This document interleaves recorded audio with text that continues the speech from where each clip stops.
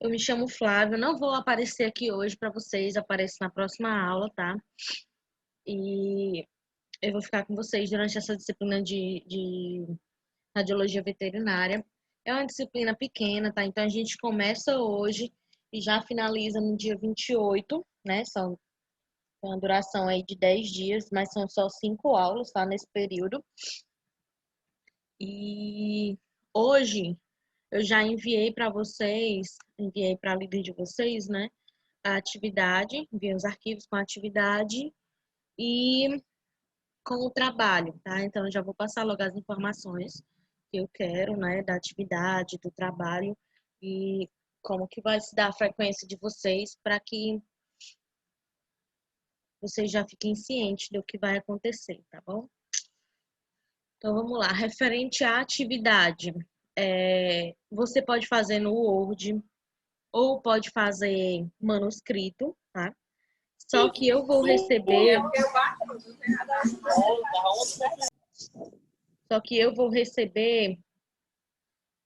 por e-mail, tá?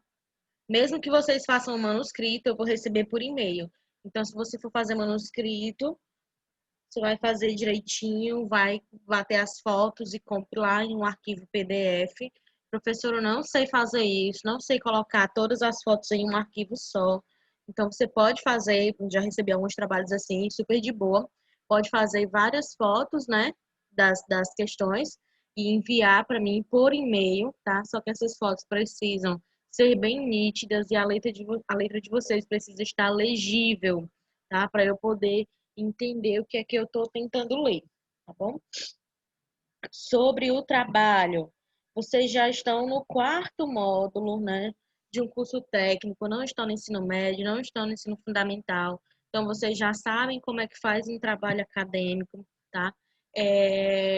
Eu enviei o tema do trabalho, enviei um texto incentivador, né, para que vocês tenham um norte, assim, mais ou menos de como vocês vão fazer isso, tá bom? E no mínimo 2 páginas, no máximo 5 páginas. Não vou cobrar mais do que isso, tá certo? Sobre a presença de vocês, vocês vão dar a presença aqui no chat toda a aula. Se vocês não quiserem assistir a aula ou não puderem, não tem problema nenhum, você coloca a tua presença aqui e volta depois. Assiste depois lá no YouTube, porque quando eu finalizar a aula, eu já posto ela no YouTube e envio para a líder de vocês, tá bom? Assim que finalizar, eu já posto no YouTube. Quando finalizar o carregamento, né, para o YouTube, aí eu já envio para ela. No mais, acredito que seja só isso. Vocês têm alguma dúvida referente à atividade, referente a trabalho, a dinâmica da aula, enfim, tem alguma dúvida sobre isso?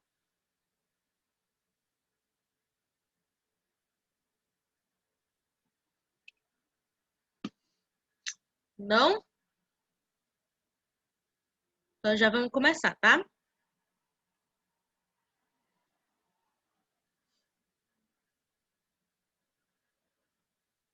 Vocês estão conseguindo visualizar o slide?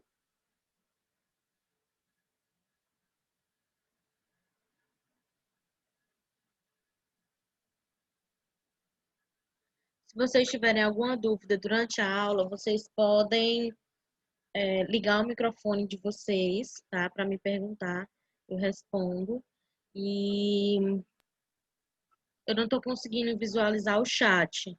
Então é interessante que se vocês tiverem alguma coisa para falar, vocês liguem o microfone. Mas se não for para tirar dúvida ou para passar alguma informação, deixem o microfone desligado, tá? Que é para não atrapalhar a aula, tá bom? Então vamos lá, começar. Gente, essa área da radiologia veterinária, ela está em desenvolvimento.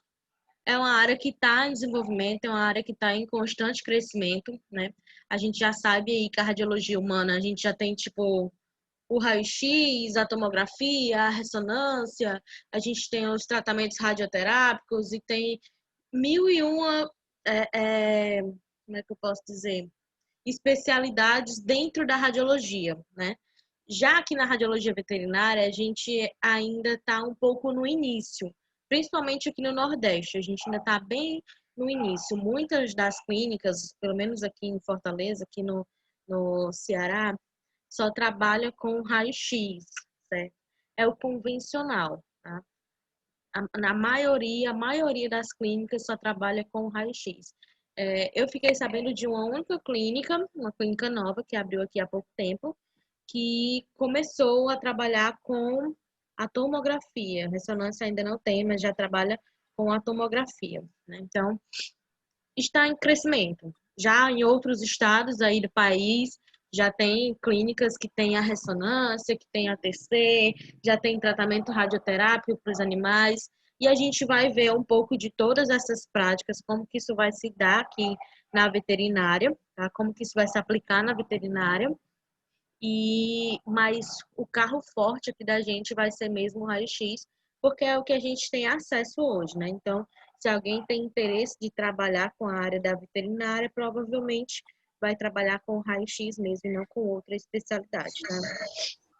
Não esqueçam de colocar o nome de vocês no chat. Não esqueçam de colocar o nome no chat. É pelo chat que eu vou colocar lá a presença de vocês, tá bom? Então, vamos aqui. Sobre os animais, eu vou falar mais dos animais domésticos, tá certo? Então, eu vou falar mais de gato e de cachorro, né? Isso é o convencional, na verdade. É o que a gente mais encontra, né? Nas clínicas. Existem algumas clínicas grandes, algumas clínicas maiores, que elas vão atender animais de grande porte, tá? E existem clínicas especializadas, as que atuam com ONGs que que salvam animais aquáticos, né, que ajudam animais aquáticos ou que ajudam animais silvestres, ou clínicas que atendem zoológicos, que eles vão lidar assim com animais diferentes, né? Mas o normal nessas clínicas pequenas que a gente encontra no bairro da gente é gato e cachorro, tá? Aparecem, né, falando assim, pelo o que eu já atendi, né? Apareceu um bode uma vez, porque uma pessoa resolveu que poderia criar um bode dentro de casa, então ela tinha esse animal e levou o animal no veterinário quando ele ficou doente. Outro foi um papagaio. Pronto, mas isso foi o mais exótico que chegou assim para eu atender, para fazer raio-x, tá? Na verdade, o bode nem precisou fazer raio-x, mas chegou lá para fazer atendimento clínico, né? Aí, assim, tem gente que cria tartaruga, tem gente que cria iguana, cobra. As pessoas criam esses animais dentro de casa e a gente, enquanto técnico de radiologia que atua na veterinária, precisa ter o conhecimento sobre esses animais, pelo menos o mínimo, o básico sobre esses animais, né, para que a gente possa pelo menos posicionar o animal para fazer a imagem radiográfica, tá? A gente precisa saber o básico do básico, pelo menos para a gente saber como tratar, como lidar com esse animal quando ele chegar, tá? Porque, tipo, é, pelo menos eu, era muito acostumada a lidar com o gato e com o cachorro, e querendo ou não, são dois animais com que a gente consegue desenvolver um relacionamento, mais com o cachorro, né? Gato são mais ariscos, na minha cabeça eles são mais falsos, mas a gente consegue lidar com eles, né? Já o papagaio que chegou para nós atendermos lá na clínica, ele não deixava que ninguém chegasse perto, então quem teve que fazer posicionamento dele foi o proprietário dele mesmo, o dono dele, porque toda vida que alguém tentava chegar perto, ele bicava, né? Estava machucado. Então, do instinto dele tentar se defender. Isso acontece com os cachorros também acontece com os gatos. Quando eles chegam machucados e a gente tenta mexer com eles, o instinto deles vai ser de morder mesmo, de arranhar a gente, porque eles acham que a gente vai fazer mal, né? Não conhecem a gente. Então, vamos começar aqui. Vamos para anatomia. Galera, em muitos momentos aqui vocês vão perceber que isso é tipo sem querer, mas eu faço isso, tá? Eu dou aula na anatomia humana e dou aula aqui na anatomia veterinária também. Isso é um problema, porque quando eu começo a falar dos animais, quando eu vejo que não, ao invés de usar o termo animal, eu acabo chamando de humano, tá? Mas isso acontece quando as coisas são muito semelhantes e Em vez de eu falar o animal, enfim, acabo falando a gente, colocando o ser humano como um negócio. Mas se vocês quiserem, professora, você vai estar confundindo, aí podem falar aí, tá? Mas na maior parte das vezes vocês vão ver que é porque é muito parecido, tipo, muito parecido mesmo, tá? Vamos começar aqui com a posição anatômica. Acredito que quando vocês começaram a estudar anatomia humana, lá em anatomia 1, lá no primeiro módulo, né, o professor explicou para vocês o que era, qual era a posição anatômica do ser humano e explicou para vocês também qual a necessidade dessa posição anatômica. Aí eu queria saber se vocês sabem me dizer por que que a gente precisa especificar uma posição anatômica para a gente estudar anatomia. Alguém sabe? Se vocês não quiserem falar, pode responder no chat, tá? Por que que a gente precisa especificar uma posição anatômica?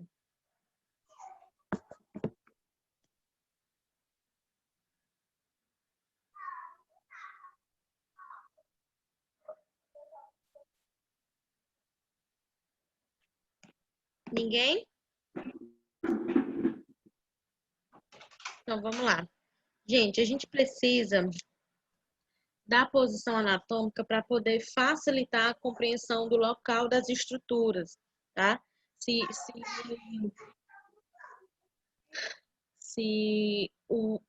no caso aqui do animal, né? Se ele vai estar sempre no mesmo posicionamento, se a gente imaginar ele sempre nessa posição, fica muito mais fácil você compreender quando eu te falar de um termo direcional, tá? Por exemplo, se eu utilizar o termo proximal, né?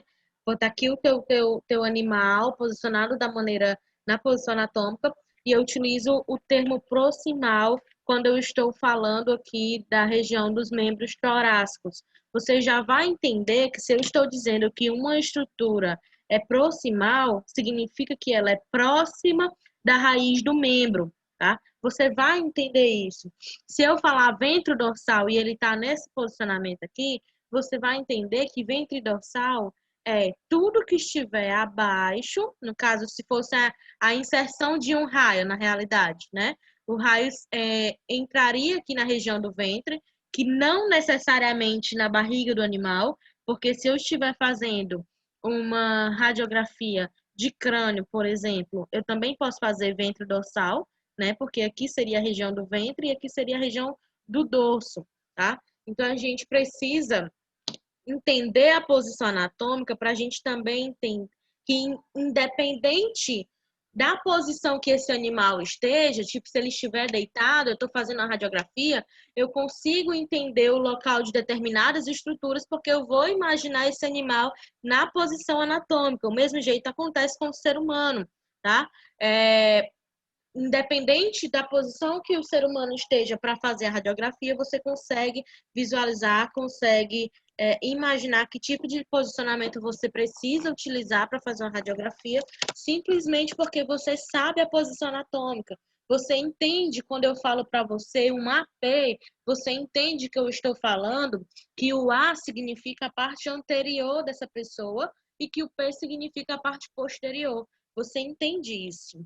Justamente porque você imagina, perdão, você imagina a posição anatômica. Agora o negócio não volta. Pronto. Justamente porque você imagina a posição anatômica, tá? Então, aqui no animal, a posição anatômica, quando a gente se fala de um quadrúpede, né, que a gente sabe que tem animais aí, espécies muito variadas e que são bem diferentes mesmo, mas quando a gente está falando de um quadrúpede, a posição anatômica vai ser como um animal em pé, com os 4 membros encostando aqui no chão, o contato com o chão, tá?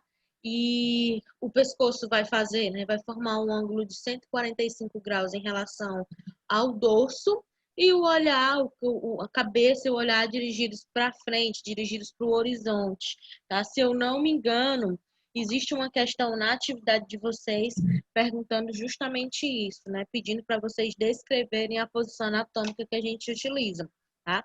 Então, assim, como existe várias espécies de animal, né? Aí a gente tem o cavalo, o cachorro, o periquito, o papagaio, a cobra, o camaleão. Obviamente, quando você olha para todos esses animais, você vai ver que eles são muito diferentes e que eu não vou poder utilizar essa posição anatômica para determinados animais. Tipo, eu não posso utilizar essa posição anatômica para uma cobra, por exemplo. Porque a partir do momento que você disser, ela fica com os membros encostados no chão. Eu vou te perguntar, que membros? Como assim? De onde você tirou isso? Né? Então, essa é uma posição anatômica que a gente vai colocar para animais quadrúpedes, tá? Tanto os cachorros, os gatos, animais de grande porte, né? As vacas, os bois, enfim, todos os quadrúpedes, tá certo? Acho que aqui ficou bem claro. Vamos continuar. A divisão do corpo do animal. Também os quadrúpedes, tá certo? Vai se dar em 5 partes. Cabeça, pescoço, tronco e membros. Até aqui, se a gente perceber, é muito igual, na realidade, igual a divisão que a gente aprende na anatomia humana, né?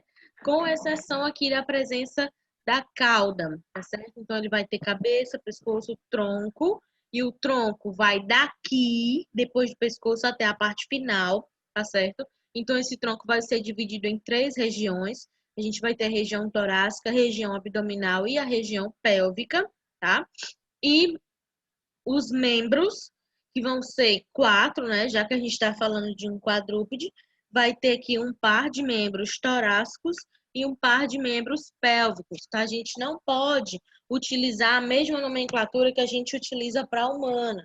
Eu não posso falar membros superiores e membros inferiores. Até porque, se a gente parar para observar, todos os membros aqui são inferiores. Todos eles estão na parte de baixo do animal.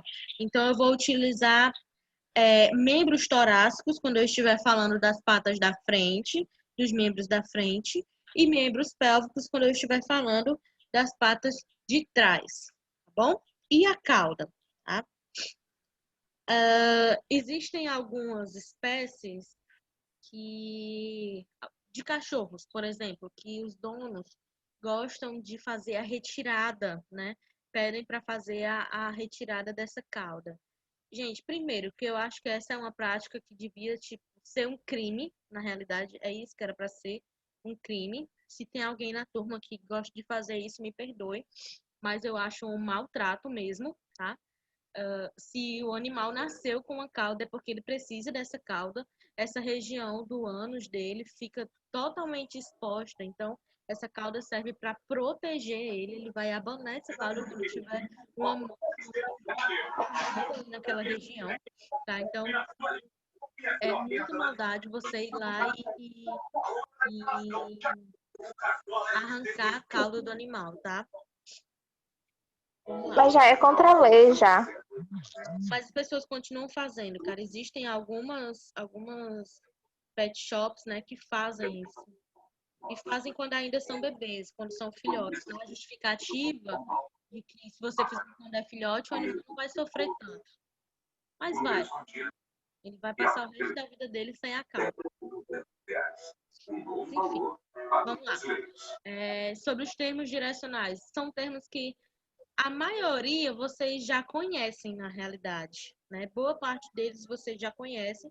Só tem um ou outro que não se aplica ao ser humano, tá? Mas a gente vai entender aqui quais são eles. Quando eu estou falando de direção, tá?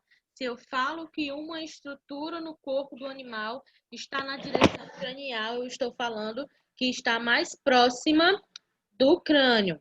Quando eu falo que está na direção dorsal, ou direção caudal, é porque está mais próximo aqui da cauda do animal, tá certo? Só termos de direção mesmo. Quando eu falo que está dorsal ou ventral, né? Se tiver dorsal é porque está aqui próximo do dorso do animal. Se estiver ventral, está aqui na região do ventre do animal, tá certo? Sobre lateral e medial.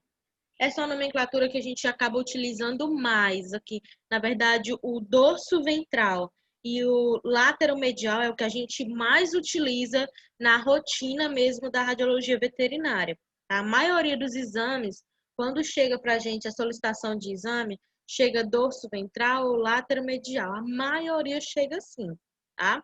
Mas aqui, entendam, eu não estou falando de projeção do raio. Existe muito essa confusão porque a nomenclatura é igual, os termos que a gente utiliza é igual, os termos que a gente utiliza para marcar o direcionamento no animal é muito semelhante ao termo que a gente utiliza para fazer as projeções. Tem alguém me chamando. Ah, eu não consigo dizer teu nome. Não sei se eu vou falar certo, mas pode perguntar. Iliana. Iliana.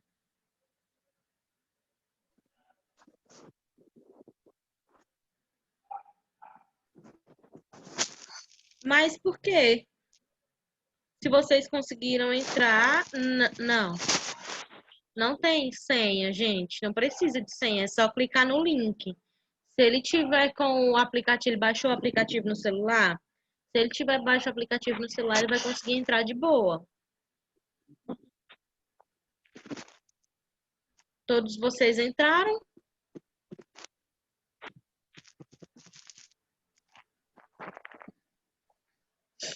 Sim, então os termos são muito parecidos. Pronto, se for Ana, é? Não, tem outras pessoas? Sou eu sim, professora. Eu não estava conseguindo entrar, mas já deu certo. Certo. Pergunta se eles baixaram o aplicativo. Vê se eles baixaram o aplicativo, se o aplicativo está instalado. Porque eu não tenho senha, gente. Não aparece nenhuma senha para mim. Eu posso dar uma olhada aqui. Deixa eu ver aqui. Já que a gente volta para a aula. Mas não aparece senha nenhuma, não.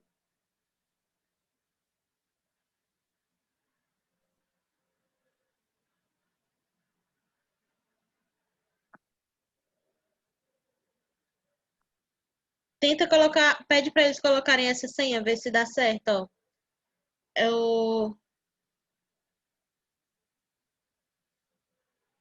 Mas eu não tenho certeza disso, se isso realmente é uma senha. Eles pedem a senha ou o ID da reunião. Pergunta aí a eles, por gentileza. Se está pedindo uma senha ou se está pedindo a identificação da reunião. Na hora que você vai entrar com o e-mail, aí ele pede a senha para confirmar. Senha da reunião. Eu vou te mandar um número aqui, mas eu não tenho certeza desse número não, tá? Porque eu não tinha passado por isso ainda. 4, 5, 3, 3, 7. Vê se é esse número, por gentileza.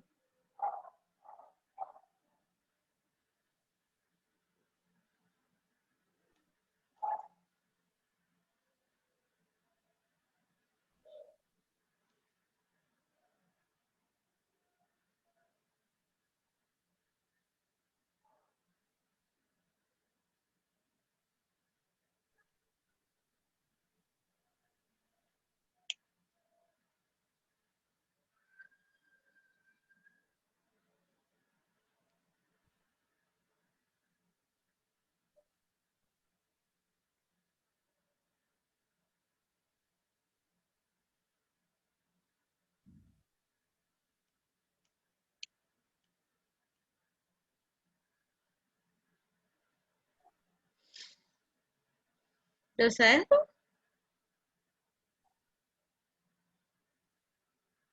Não? Então vê esse. Espera. 9604. Esse.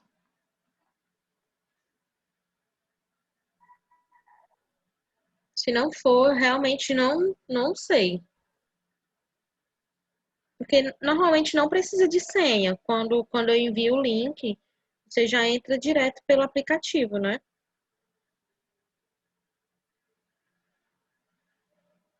Então, alguma coisa não tá certo aí para precisar dessa senha.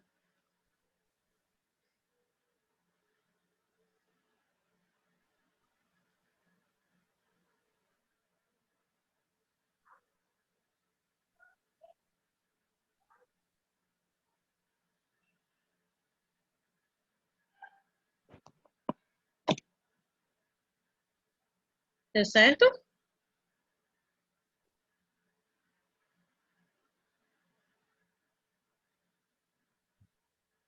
Se não der certo, diga a eles que... Mas aí eu acho que também não vai dar certo. Eu posso enviar o link direto para o e-mail deles. Mas eu acho que ainda não vai dar certo. Eles vão precisar dessa senha ainda.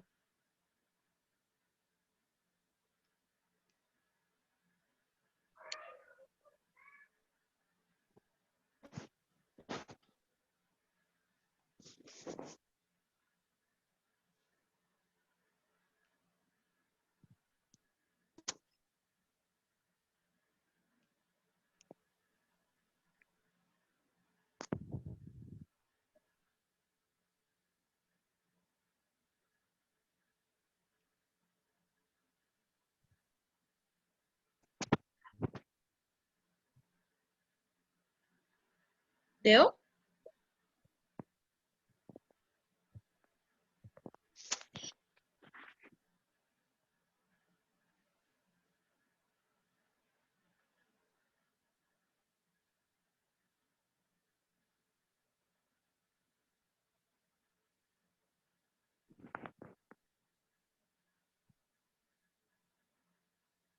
Eu vou continuar aqui, tá? Enquanto eles tentam aí, qualquer coisa você avisa no chat, tá bom?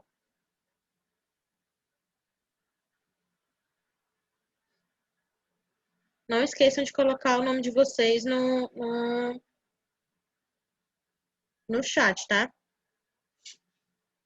Então, eu vou continuar. Sim, continuando aqui.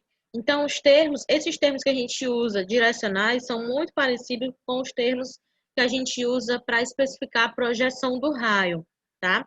Mas a gente tem que ficar bem atento que é a diferença deles. Então, vamos continuar aqui. Quando eu uso a nomenclatura lateral, significa que a estrutura que eu estou tentando falar, né, está aqui na lateral mesmo do animal. É tipo muito simples de entender aqui esses termos de direção, tá? La... Perdão. Lateral é aqui justamente na região lateral e medial é essa região. Ótimo, ótimo. Ainda bem que deu certo. Essa região entre os membros aqui, tá bom? Rostral. Rostral é o que está próximo do focinho, tá? A região rostral vai aqui da glabela até a região final do focinho mesmo. Se eu estiver falando de alguma estrutura que estiver próxima dessa região, tipo os olhos, por exemplo, eu posso dizer que eles estão rostral. Já vai dizer que está próximo do rosto ou que faz parte do rosto desse animal, tá certo? Proximal e distal. A gente, para falar de proximal e distal, a gente vai falar aqui dos membros, tá? A gente, como eu já falei, tem os membros torácicos e os membros pélvicos, tá certo? E quando eu falo deles, a gente pode pegar aqui algumas estruturas para facilitar. Por exemplo, o joelho, tá? Aqui a articulação do joelho. A articulação do joelho em relação aqui ao casco desse animal, ela está mais proximal dos membros pélvicos, tá? Proximal e distal eu vou utilizar quando eu estiver falando dos membros torácicos ou dos membros pélvicos, e eu vou dizer que essa região aqui está mais distal. Por quê? Porque ela está mais longe da raiz do membro, tá? Já o joelho está mais próximo, então vou dizer que ela é uma região proximal, porque está mais perto aqui da raiz do membro, tá bom? É basicamente isso, é só dizer que está longe ou que está perto, tá? Interno ou externo, a gente pode substituir aí por superficial ou profundo, tá? E é o que o nome já diz, gente. O que estiver fora do corpo é externo, o que estiver dentro do corpo é interno, tá? Então, as orelhas são estruturas externas, porque estão do lado de fora, porque a gente consegue visualizá-las, e o que está do lado de dentro, sei lá, o estômago, por exemplo, é um órgão interno, é uma estrutura interna, tá? O nome já deixa assim bem específico o que é, a gente já acredito, né, pelo menos, já compreendam o sentido dessas palavras, tá bom? Dorso palmar e dorso plantar São nomenclaturas que a gente vai utilizar aqui para a parte final das patas desse animal, tá? Só para a parte final. Quando eu estiver falando aqui dessa região aqui, né, de fêmur e aqui na região da perna mesmo, a gente vai falar crânio caudal. Mas quando eu estiver falando da parte final desses membros, das patas mesmo, eu vou falar dorso palmar, tá? Aqui nos membros torácicos e dorso plantar quando eu estiver falando dos membros pélvicos. Alguma dúvida? Tá dando para vocês entenderem?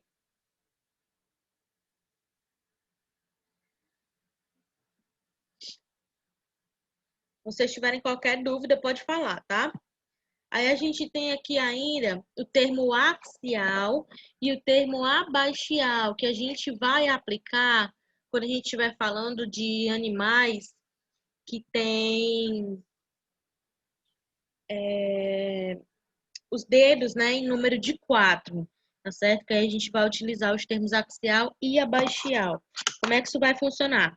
Imagina comigo que aqui desse lado, né, é a parte medial desse animal, então significa que aqui tem outra pata igual a essa, tá?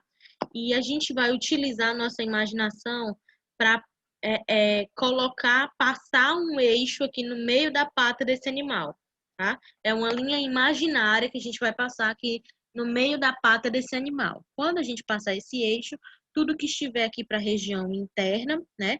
Esses dedos que estão aqui na região interna, a gente vai chamar de abaxial, e tudo que estiver para o lado de fora, a gente vai chamar de axial, ok? Só quando a gente estiver falando de animais que têm os dedos em números pares, tá? Tanto é que os exemplos que eu coloquei aqui foram os suínos e os animais ruminantes. Aí a gente vai entender também o que são esses animais ruminantes daqui a pouco, tá? Professora, Pois não? Pode dizer. eu não entendi essa parte aí que você falou. Do Pode axial e só abaxial? repetir? Pronto. Você imagina que tem Isso. outra pata aqui, tá certo? O animal de frente para você tem essa pata e tem outra aqui. Significa então que essa região aqui seria a região do meio desse animal, correto? Seria a Sim. região medial, já que a outra pata está aqui desse lado, tá? Então, tudo que estiver nessa região aqui para dentro, pro lado de dentro do animal, eu vou chamar de abaxial. Tudo que estiver pro lado de fora vai ser axial, tá? Se eu passar um outro eixo bem aqui, vai ser um eixo axial, porque está pro lado de fora, certo? Se eu passar outro aqui, vai ser abaxial, porque está pro lado de dentro da pata desse animal. Deu para entender? Ou ainda não? Tá. Deu? Tudo bem, já Ok. entendi. Então, vamos lá. Entendi. Essa imagem, ela mostra basicamente tudo que eu acabei de falar, tá? Sobre os termos de direção no animal. Aqui no caso até fica melhor porque tem a imagem para a gente visualizar, né? Tudo que estiver rostral significa que está aqui da glabela até o focinho. O sentido contrário do rostral vai ser caudal, vai ser o sentido da cauda, tá? Aí aqui no dorso desse animal, tudo que estiver nessa direção é cranial, tudo que estiver nessa direção também é caudal, tá? A gente fazendo aqui, passando uma linha imaginária, né? Aqui no meio desse animal, tudo que estiver aqui para o lado de fora vai ser lateral, tudo que estiver para o lado de dentro vai ser medial, tá bom? Aqui nas patas é que vai ser um pouquinho diferente, né? Como eu já tinha falado. Proximal e distal. A gente vai utilizar quando a gente estiver falando de qualquer estrutura em relação à raiz desse membro. Tipo, o joelho em relação à raiz desse membro, tá? Só que a gente estiver falando se a estrutura está longe aqui da cintura escapular ou se está próxima, tá bom?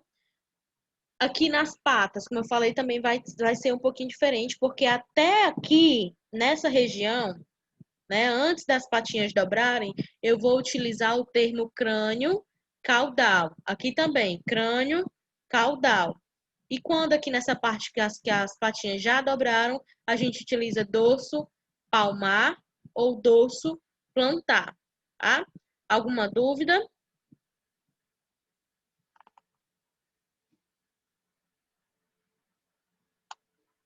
Se não, vamos continuar. Sobre os eixos. Eu vou falar só de 3 eixos, tá? São, assim, os principais que a gente vai utilizar.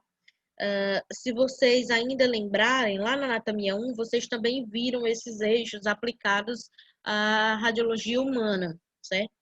Esses eixos, eles vão facilitar a vida da gente quando a gente vai imaginar as projeções radiográficas. Por quê? Vamos aqui dar um exemplo, né? A gente tem aqui esse eixo crânio-caudal. Significa que eu vou passar uma linha imaginária que vai do crânio do animal até a cauda dele, né? A gente vai passar uma linha nesse sentido aqui. Se eu for fazer uma radiografia na projeção dorso-ventral, significa que o raio vai entrar no dorso do meu animal e vai sair aqui no ventre. Significa que esse raio ele vai ultrapassar aqui esse eixo crânio-caudal, tá? Então, é basicamente para isso, tá certo? Se eu vou fazer uma radiografia crânio-caudal, né, de um membro torácico desse animal, significa que o raio vai entrar aqui desse lado e vai emergir aqui desse lado. Então, ele vai atravessar aqui esse eixo dorso-ventral. É basicamente isso, tá? Funciona do mesmo jeito que funciona lá para a radiologia humana, tá bom? Então, o eixo crânio-caudal vai se estender do crânio até a cauda. O eixo dorso-ventral vai se estender do dorso até o ventre e o eixo látero-lateral vai de um lado ao outro do animal, tá bom? A divisão do esqueleto ósseo. Vocês vão ver que muitas das partes anatômicas, né, quando a gente está estudando a anatomia do animal, é muito parecido com a anatomia humana, tá? A gente já viu que a divisão do corpo é muito parecida, né? Que o corpo humano se divide em cabeça, pescoço, tronco e membros, e o animal se divide em cabeça, pescoço, tronco, membros e cauda, né? Então a gente só tem aí, eles têm uma estrutura a mais, na realidade. Aqui na divisão do esqueleto vai ser do mesmo jeito.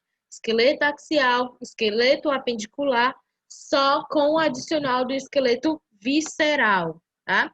O esqueleto axial, só para vocês verem como é parecido. Ele vai ser formado pela coluna vertebral, a cabeça e o tórax.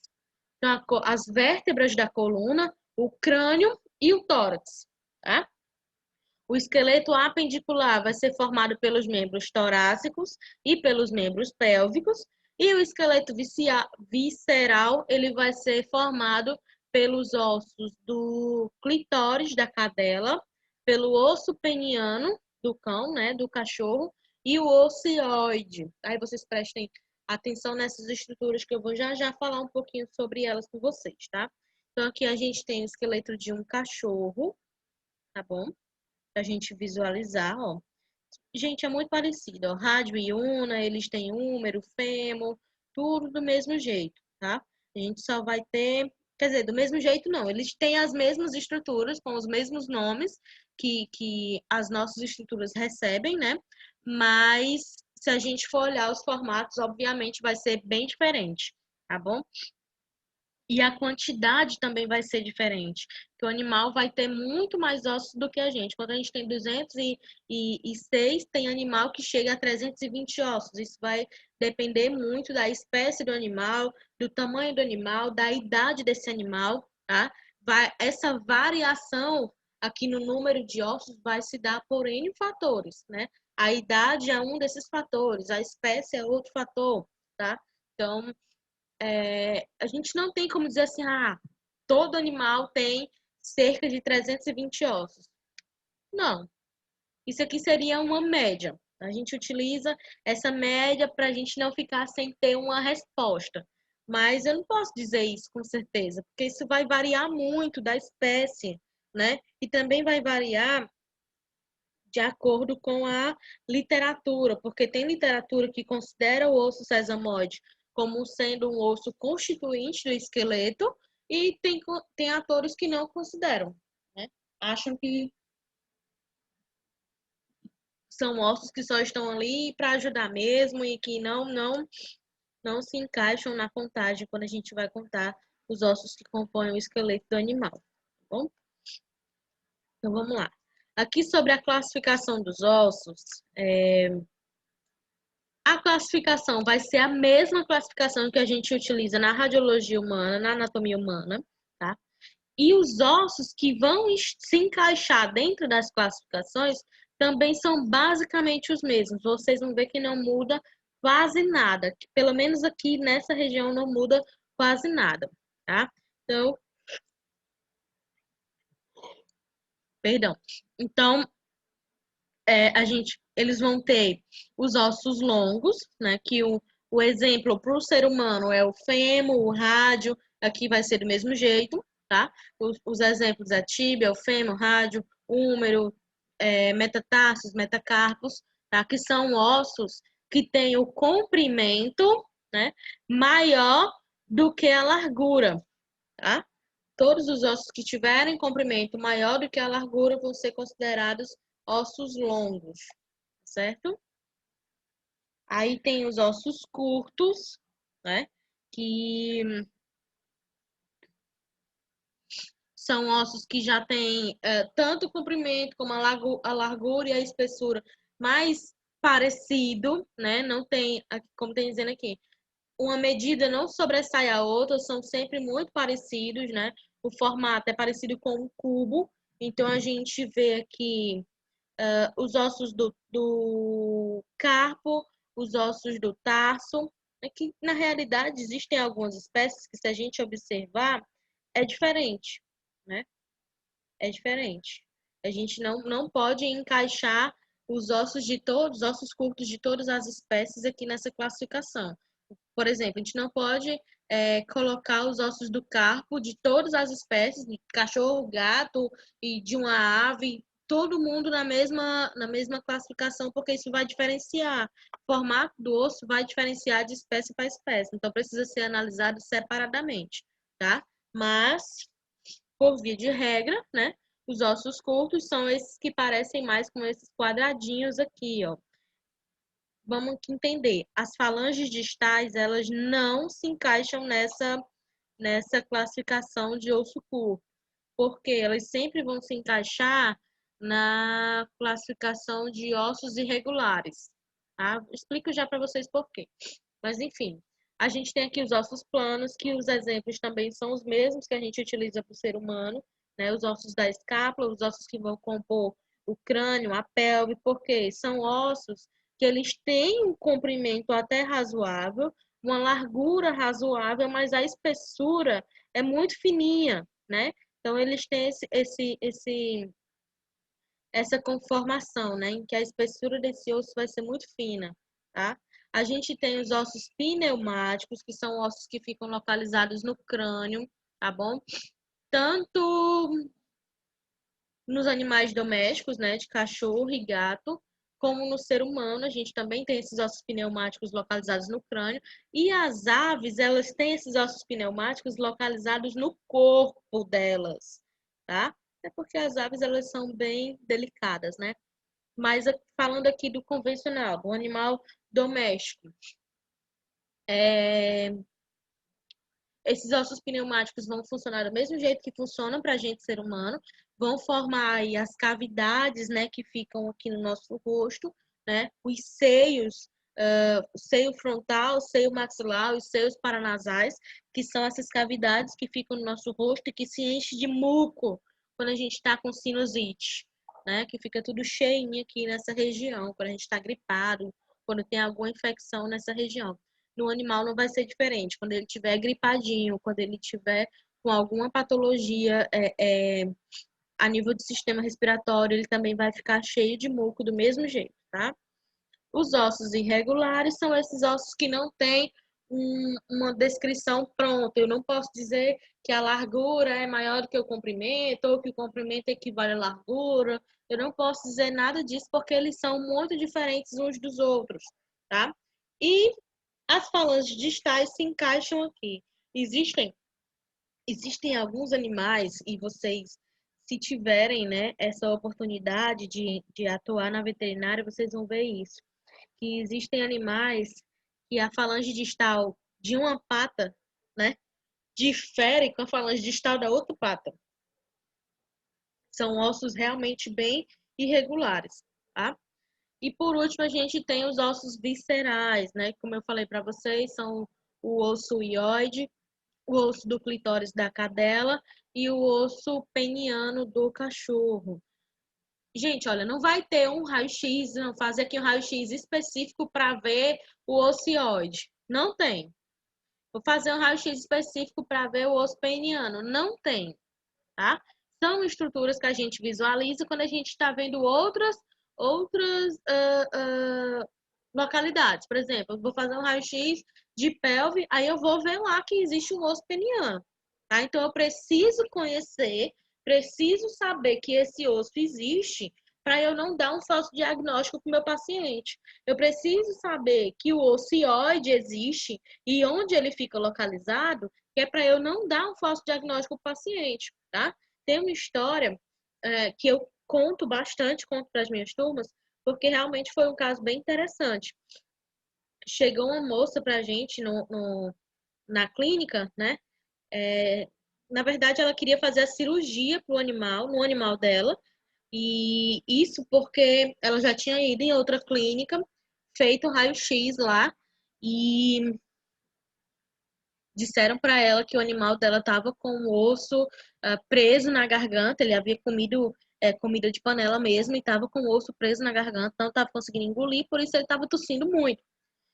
Daí, na época eu era estagiária ainda, daí o rapaz chegou para mim e falou, Flavinha, a gente precisa fazer um raio-x desse animal e tal. Aí eu pedi para ela para eu ver as imagens que foram feitas na outra clínica. Daí ela mostrou pra gente essas imagens, a gente olhou no computador e a gente viu que a estrutura que a outra clínica queria tirar, o osso que eles iam tirar era justamente o ocioide, né? Faltou um pouco do conhecimento da anatomia do animal para saber que esse osso fazia parte da anatomia do animal. Então, eles iam fazer uma cirurgia desnecessária, cara, né? Uma cirurgia cara para retirar uma parte do animal que fazia parte dele mesmo.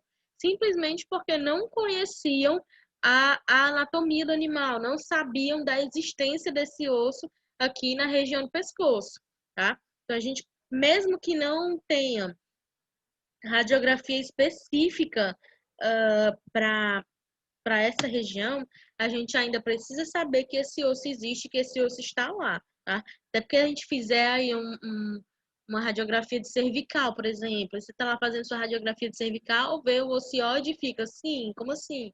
Né? Porque não sabia que ele estava aqui. Aí sim, você pode dar um falso diagnóstico para o teu paciente ou para o dono do teu paciente e se fizer coisa errada, né, velho? Desse tipo aí, você vai fazer cirurgia e vai tirar um osso que pertence ao animal, se de alguma forma o dono ficar sabendo, a clínica vai sofrer um processo e um processo ganho na certa, né? Com toda certeza não tem nem o que discutir em relação a isso, tá? Sobre o suprimento ósseo. Quando eu falo de suprimento ósseo, eu estou falando por onde esses ossos vão ser nutridos, né? Eu acredito que vocês relembrem lá do Anatomia 2, como que acontece a nutrição dos nossos órgãos, como que acontece a nutrição das células do nosso corpo, né? Então, a gente sabe que a gente ingere o alimento vai ser as moléculas de nutriente, no caso, né? Os eletrólitos, as vitaminas que a gente ingere vão ser absorvidas pelos nossos intestinos e vão ser jogados na corrente sanguínea, e a corrente sanguínea vai fazer o papel de levar os nutrientes para todo o nosso corpo. Aí vocês também sabem que a gente inspira o oxigênio, que esse oxigênio vai se prender na hemoglobina das hemácias e que as hemácias, né, junto com o sangue, vão fazer o papel de levar esse oxigênio para as células do nosso corpo. Essas células vão utilizar esse material, vão utilizar os nutrientes que a gente pegou do alimento e o oxigênio que a gente pegou no sistema respiratório. E quando elas finalizarem a utilização desse material, né, elas vão gerar um resíduo metabólico que precisa ser levado para fora do corpo e vai ser levado a partir das veias, tá? Então, só para a gente entender, suprimento ósseo, obviamente, vai ser feito pelas artérias. Aí a gente vai ter 3 tipos de artérias que vão irrigar os nossos ossos. Estou falando de animal, que vão irrigar os ossos do animal, tá? Aí tem as artérias periostais, que são artérias que vão irrigar os ossos compactos, certo? Vão ser responsáveis pela nutrição do osso compacto. Se eu não me engano, essa parte aqui também tem uma questão lá na atividade de vocês sobre esse assunto, tá? As artérias nutrícias, elas vão irrigar aqui o osso esponjoso e a medula óssea, tá? As artérias epifisárias, como o nome já diz, né? Vão suprir aqui as extremidades dos ossos, as epífises dos ossos, tá? E a drenagem, né? E quando eu falo de drenagem, eu estou falando justamente da retirada desse resíduo metabólico das células, vai ser feito pelas veias e pelos vasos linfáticos, tá? Ficam mais no periósteo, a maior parte deles vão ficar no periósteo, acompanhando as artérias, tá bom? Ficam próximas das artérias. Sobre a vascularização, também é assunto que está na atividade de vocês, tá? Os ossos curtos, eles vão receber o seu suprimento de sangue pelo periósteo, somente no periósteo, e acredito que vocês já saibam que é aquela membrana que recobre os ossos, né, pelo lado de fora, tá? Os ossos planos vão receber as artérias pelo periósteo e também pelo forame nutrício, e os ossos longos, que são estruturas bem maiores, né, vão receber a sua nutrição pelo forame nutrício, periósteo, epífise, endósteo. Então, quando a gente está falando de um osso longo, em tudo que é canto vai entrar artéria, tá? Que é para facilitar e para poder irrigar toda essa estrutura. Aí vamos falar aqui um pouquinho do sistema digestório. Por que que eu preciso falar do sistema digestório? Vocês vão ver, conforme eu for falando aqui, é muito parecida com o que acontece na anatomia humana, mas é muito parecido mesmo. Aí, tá, professor, isso é parecido, então por que que a senhora vai falar? Vou te dizer.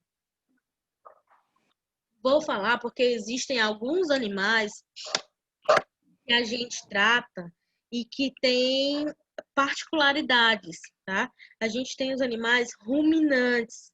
Esses animais, eles não é o convencional. Ele não vai chegar para você lá na sua clínica, você tá aqui de boa lá, sem nada para fazer, olhando pro tempo, vai chegar uma vaca na tua porta para tu fazer um raio-x. Não é assim, né? Isso acontece em clínicas que tem vínculo com fazendas, que tem vínculo com aras, que aí você vai lá para fazer o exame do animal, né? Não que o animal vá na tua porta, mas você vai lá para fazer o exame do animal. Aí, quando você chega lá, você vai perceber que uma vaca, um boi, um bode, ele vai ter um sistema digestório muito diferente do sistema digestório do cachorro e do gato, tá? É bem diferente mesmo. Então, a gente precisa conhecer aqui o convencional para a gente poder saber o que é o diferencial nos outros animais, tá certo? Então, a digestão aqui vai se dar de 2 tipos, na realidade, são 2 tipos, assim como acontece lá no sistema digestório humano, né? Tem aqui a digestão mecânica e a digestão química. A digestão mecânica, ela vai se dar por meio dos movimentos peristálticos, que eu não sei se vocês lembram, mas são movimentos musculares que acontecem dentro dos nossos tubos digestivos, né? Acontece no esôfago, no estômago, nos intestinos, tá? Também vai se dar aqui por meio dos dentes, né, que vão fazer aí a trituração do alimento ainda na boca, e por meio da língua, né, que a língua, ela movimenta, tem a função de movimentar o alimento dentro da nossa boca, e no final da língua a gente tem a epiglote, então a língua ajuda no, no processo da deglutição, né? Ela ajuda quando a gente vai engolir o alimento, ela empurra o alimento para trás, tá? E a digestão química vai acontecer através dos sucos digestivos.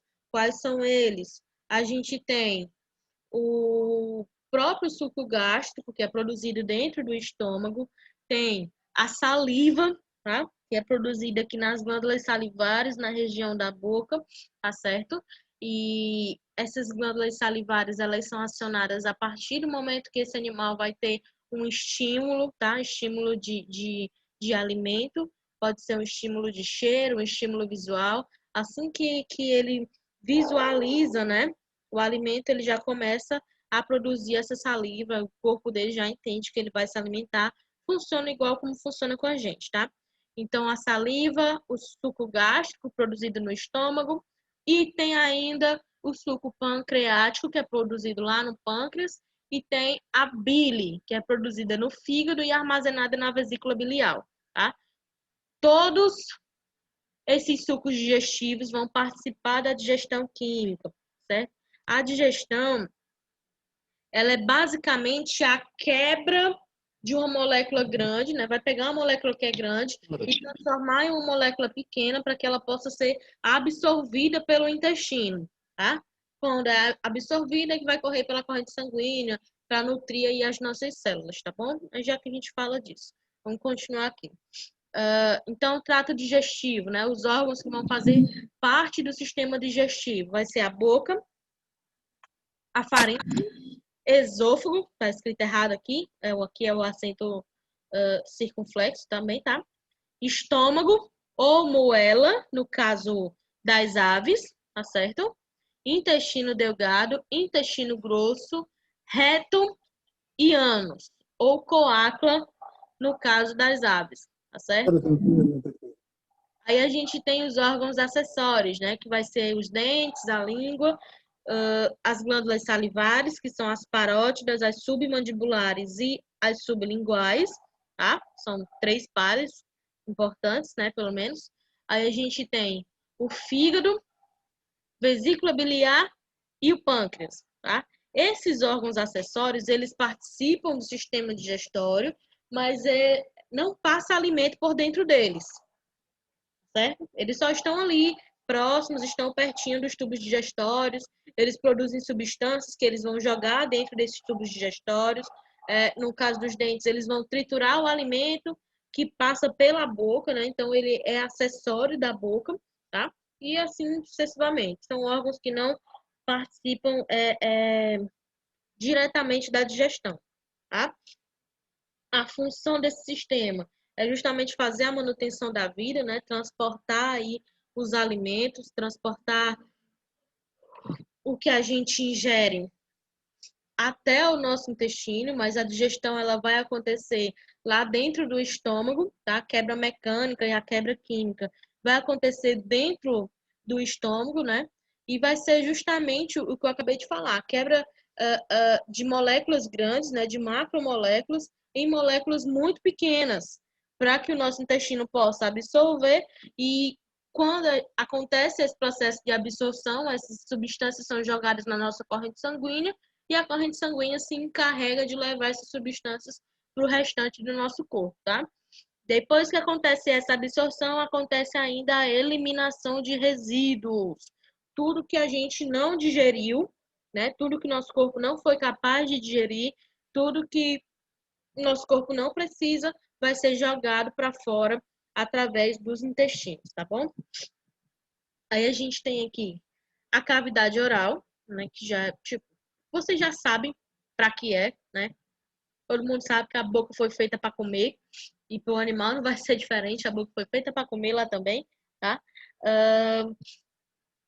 Aqui eu coloquei, né, que a boca serve para mastigação, mas eu não entendi por que eu botei só dos gatos. tá? Vai servir para todos os animais, não é só dos gatos, não, tá? Aí a gente tem a formação da saliva, que acontece aqui no interior da nossa boca, e a saliva, ela vai facilitar a formação do bolo alimentar e também vai facilitar, né, vai lubrificar o alimento também para quando acontecer a deglutição, tá? E a deglutição é justamente quando a gente empurra esse bolo alimentar para dentro da faringe, tá? Aí a faringe aqui no animal vai ser dividida em 3 partes, assim como é dividida a faringe humana, tá? A gente vai ter nasofaringe, orofaringe e laringofaringe, tá bom?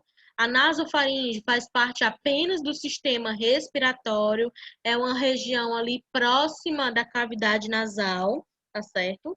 É do mesmo jeito lá no animal, tá? Aí a gente tem a orofaringe, e essa região aqui da faringe, ela é comum ao sistema digestório e ao sistema respiratório, tá? E aqui na laringofaringe se separa novamente esses sistemas, né? É com a presença da epiglote, que é a parte lá no finalzinho da língua, a gente tem a epiglote, então a epiglote já fica aqui dentro da laringofaringe. É uma estrutura que se fecha, evitando que o alimento passe para dentro do sistema respiratório. Vai acontecer do mesmo jeito aqui, tá bom? E vai ser um tubo, né, que é responsável por levar o alimento da boca até o esôfago, tá? O esôfago também vai se dividir em 3 partes. Porção cervical, que é a parte que passa ali na região do pescoço do animal.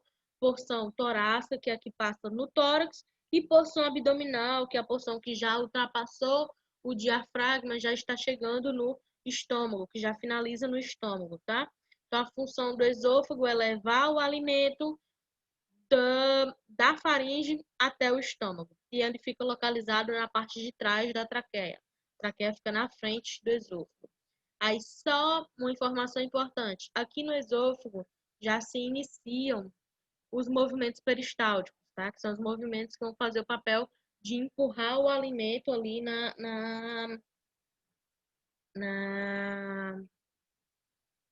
meu Deus, no caminho correto, na direção correta, tá? A gente tem aqui para a gente visualizar, né? Aqui o esôfago, o estômago, o duodeno, que já é a primeira parte do intestino delgado. Aí nessa região próximo do duodeno, a gente tem fígado, pâncreas, também tem a vesícula biliar, que não está aparecendo aqui, tá? Aí jejuno e ilho, né? Que são as 2 outras partes do intestino delgado. O ilho se liga aqui no intestino grosso, que vai dar origem aí ao reto e ao ânus, tá? O seco e os cólons são partes aqui do intestino grosso. O que a gente precisa saber disso? Por quê? No ser humano também a gente tem o seco, tá, gente? O seco faz parte do nosso intestino grosso também. Aí aqui no animal ruminante, eles vão ter o seco mais desenvolvido, tá? Dá a entender, pelo menos quando a gente começa a estudar anatomia em algumas literaturas, vão dizer que esses animais eles possuem 4 estômagos. Na realidade, eles não possuem 4 estômagos. Eles possuem secos desenvolvidos, tá? São maiores. Porque para facilitar a digestão do capim que eles ingerem, para facilitar a questão a digestão do mato que eles ingerem, tá bom? Aí ruminantes está relacionado com o hábito de ruminar. Como assim? O que é ruminar? Vamos lá. O animal ingere o alimento, certo? E esse alimento vai até uma determinada parte do sistema digestório dele, depois volta para a boca, que ele vai mastigar tudo de novo para depois engolir novamente. É isso que ele faz. Ele come, engole, vomita, mastiga tudo de novo e come de novo, tá? Então, quando você olha para um animal ruminante, normalmente ele está mastigando. É uma vaca, um ilhama, um boi, um bode. Normalmente eles estão ali mastigando, parece que nunca para de comer. Mas a realidade é porque o processo digestório deles demora um tempinho a mais. Aí vamos entender aqui. Esses 4 estômagos que esse animal possui, né? São o rumen, o retículo, o omaço e o obamaço, tá? O animal ingeriu aqui, acompanha comigo aqui, tá? Essa setinha azul, azul claro aqui. O animal ingeriu o alimento, ele vai passar direto aqui pelo esôfago, tá? O esôfago dele vai terminar aqui no rumen, certo? Que é essa região aqui, ó, no rumen. O rumen, na verdade, do rumen, esse alimento vai direto para o retículo, que já é bem aqui na frente, ó. Do retículo, ele vai regurgitar, ele vai vomitar esse alimento de novo para a boca. Aí ela vai mastigar tudo de novo para depois engolir de novo. Aí vem aqui nessa setinha azul escura, tá? Vai engolir de novo, vai passar por todo o esôfago e vai direto aqui para o omaço. Do omaço vai descer para o obomaço e aí vai seguir o caminho restante aí do intestino, tá? Deu para entender isso?